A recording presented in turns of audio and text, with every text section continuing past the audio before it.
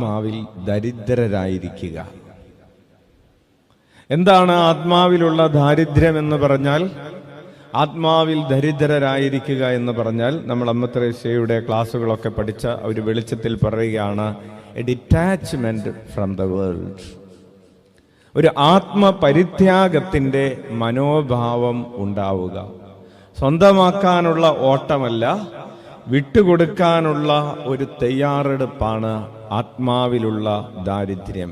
ഞാൻ എന്നും എന്റേതെന്നും ഞാൻ ഉണ്ടാക്കിയതെന്നും എൻ്റെ വിശുദ്ധിയെന്നും എൻ്റെ വീടെന്നും എന്റേതെന്നും ഒക്കെയുള്ള ആ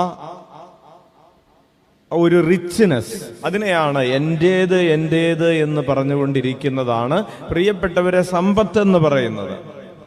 ഞാൻ താമസിക്കുന്ന വീട് എന്റേതാണ്, അപ്പോൾ എൻ്റെ അസറ്റിൽ അത് പെട്ടു. എൻ്റെ പേരിലുള്ള പട്ടയം അത് എന്റേതാണ്, അപ്പോൾ ബാങ്കിൽ ചെല്ലുമ്പോൾ നിങ്ങളുടെ പേരിൽ എന്തൊക്കെയുണ്ടെന്ന് നോക്കിയിട്ട് നിങ്ങളുടെ മൂല്യം കണക്കാക്കപ്പെടും. പ്രിയപ്പെട്ടവർ, ഇതൊന്നും എന്റേതല്ല, ഇതെല്ലാം ദൈവത്തിൻ്റെതാണെന്ന് ഏറ്റുപറയുമ്പോൾ നമ്മുടെ കരങ്ങൾ എന്തായി? ഒഴിഞ്ഞു. ഇതൊക്കെ എന്റേതാണെന്ന് പറഞ്ഞ് കെട്ടിപ്പിടിക്കുമ്പോൾ നമ്മുടെ കരങ്ങൾ കെട്ടപ്പെട്ട കരങ്ങളായിട്ട് മാറി. Hallelujah, hallelujah. അപ്പോൾ വിശുദ്ധിയിലേക്കുള്ള യാത്രയുടെ ആദ്യ പടവെന്ന് പറയുന്നത് ഡ്രോപ്പ് ഇറ്റ്, ഇത് വിട്ടുകൊടുക്കുക. ഇതൊക്കെ കർത്താവിൻ്റെതാണെന്ന് ഏറ്റുപറഞ്ഞ് കർത്താവിൽ ആശ്രയിക്കുന്നവനെ വചനം വിളിക്കുന്ന പേരാണ് ആത്മാവിലുള്ള ദരിദ്രരായവർ, ദ പൂവർ ഓഫ് അനാവിം എന്നത് യഹോവയുടെ ദരിദ്രർ, the poor of the Yahweh. അപ്പോൾ ഒന്നാമത്തെ പടവിലാണോ നമ്മളെന്ന് ചോദിക്കുമ്പോൾ എന്തായിരിക്കും ഉത്തരം?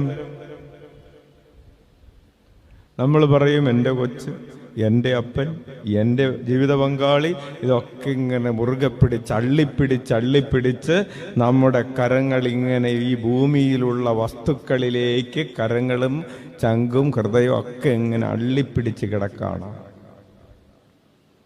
ഇത് വിട്ടുകൊടുക്കുന്നവർക്കാണ് ദൈവം പറയുന്നത് സ്വർഗരാജ്യം അവരുടേതാണ്. ഓൾറെഡി കിട്ടുമെന്നല്ല പറയുന്നത്, അതൊരു പ്രസന്റ് റിയാലിറ്റിയാണ്.